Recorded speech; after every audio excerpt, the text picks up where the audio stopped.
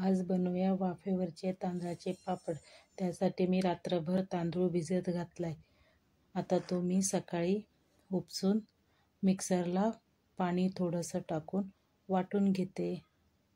जास्त पातळ बॅटर करायचं नाही. आपण डोश्याला जसं बॅटर वापरतो तसंच वापरायचं. हे बघा, माझं बॅटर तयार आहे. आता मी त्यात जिरे 1 चमचा, लाल तिखट 1 चमचा, मीठ 1 चमचा आणि तीळ 1 चमचा टाकून घेते. ह्याला चांगलं हलवून एका भांड्यात काढून घेऊ.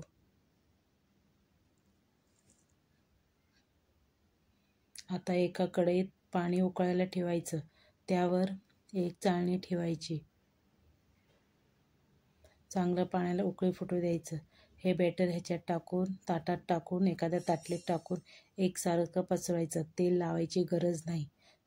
आता हे कमीत कमी 10 मिनटं वाफवून घ्यायचं.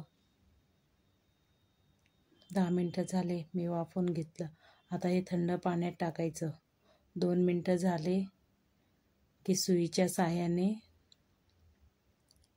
साहाय्याने कडा मोकळ्या करून घ्यायच्या. हे बघा, चारी बाजूनी मोकळ्या करून घ्यायच्या. पापड अलगद हातात येतो.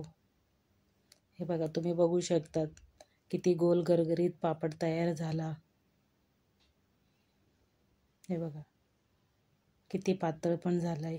आता मी हे सगळे पापड बनवून 2-3 तास घरात पंख्याखालीच वाळवून घेईन. हे बघू तुम्ही शकतात सगळे पापड कसे एकसारखे दिसायले. मी आता सगळे पापड उन्हात वाळवून घेते 1 दिवस. हे बघा, कडकडीत वाळवून घेतलेत.